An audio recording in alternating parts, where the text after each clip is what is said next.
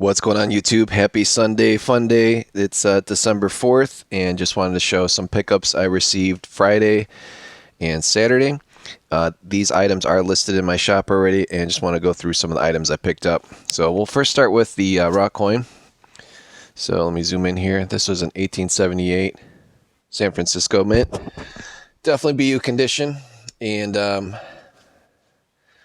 these particular Morgans have like the indented breast feathers of the eagle. Eagle's got some nice frost. Definitely has some nice luster. Coin isn't as sharp as the other two that I have in my shop. I picked this one up for $63.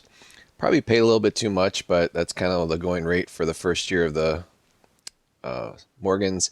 And I've got this listed in my shop for $85. So that should sell pretty quick if someone wants a nice coin for their collection.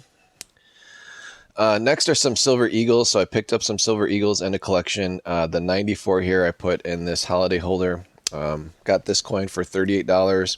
They actually all came in these like retro holders, but I felt like the 94 and 96, the 96 I'll show next, would be better in these holiday holders. So this particular holder, it's from Whitman.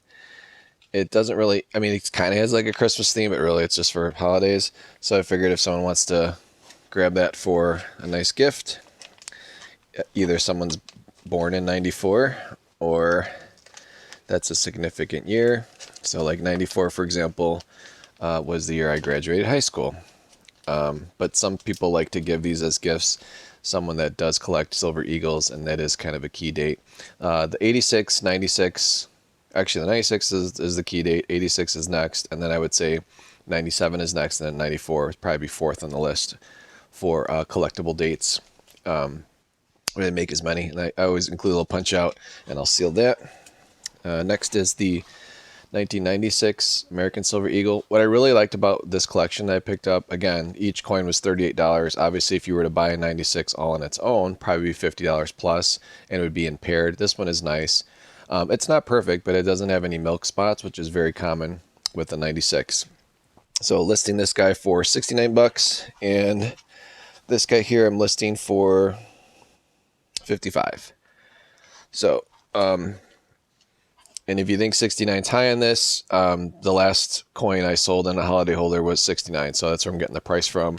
Again, it's tougher to find these in nicer condition that are not already like in a slab and have milk spots and all that stuff. Here's some of the retro holders. So these are 93. What is this? Yeah, 1993. So again, all the silver eagles here below 30 bucks a pop. I've got this list one for 51 in this nice retro holder. So these, it looks like these holders came out like in the 90s. So this is the black version of it. It's got a little silver eagle here, and the black's just plain Jane. It doesn't have a brand or anything, so I don't know if this was like a Littleton deal back in the day, or Whitman, or just like some kind of knockoff thing. But all right, so I put a 93 in a black one, a 95 in a black one, and then these holders here, I also have 95 and 93, same type of gig.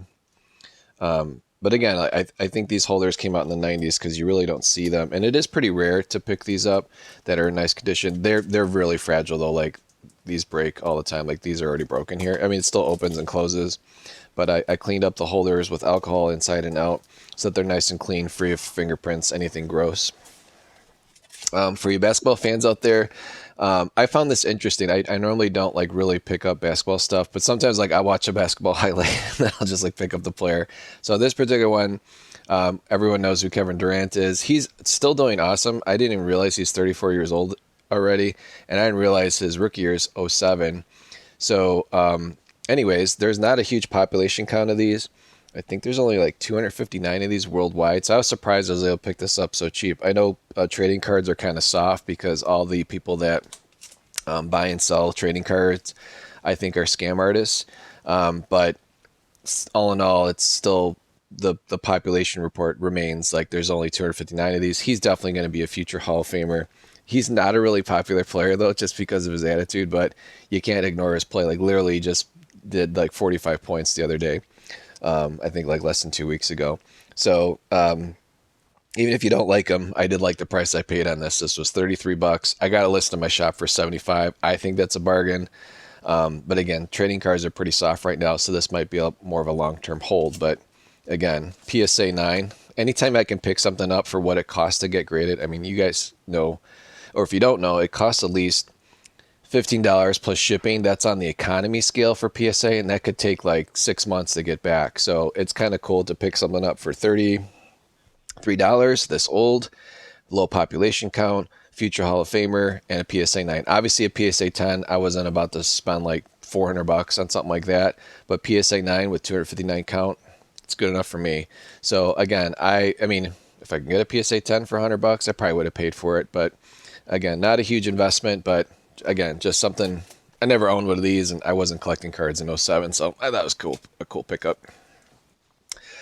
Next coin here is Mint State 64 Proof-like 1879S. Again, 1879S's are kind of like one of my favorite mint marks. The coins themselves are always beautiful, so they're very, very conservative when they grade these.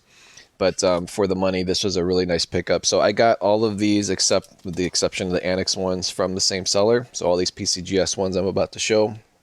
This was a great deal. I got this for $180, and it's definitely a $265 coin all day long. And what's nice too is because it has the gold shield, I'm actually able to use the professional photography that PCGS used to list my coin. So that's the first thing you'll see is, you know, it does look good in my hand, obviously, but you get to see like the professional scan photo, and those photos are on there for, you know, as long as PCGS is in business. And guess what, guys? I don't know if you knew this.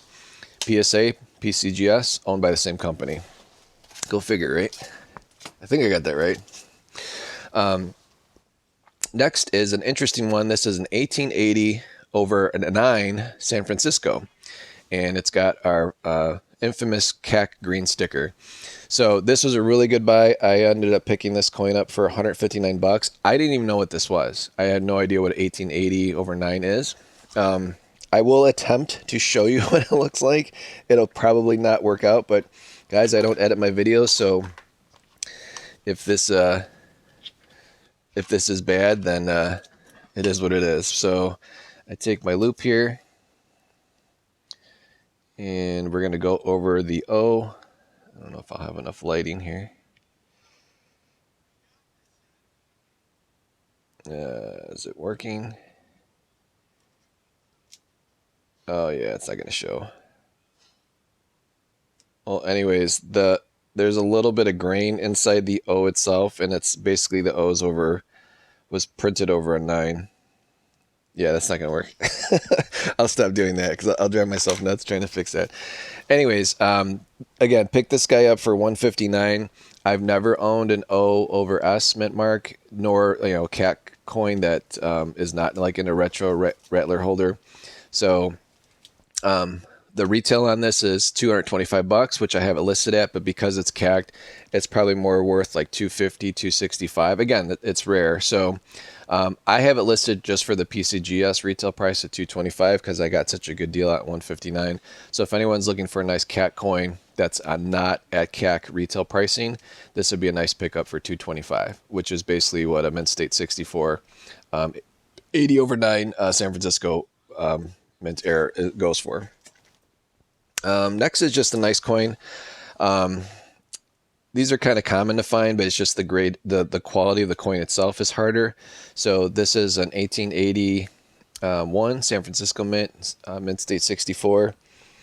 It's, again, I like the actual obverse of the coin. Definitely has reflective qualities on both sides of the coin, but more or less the obverse to me is like proof-like. But because the reverse doesn't have the mirrors, is why this didn't get a proof-like designation.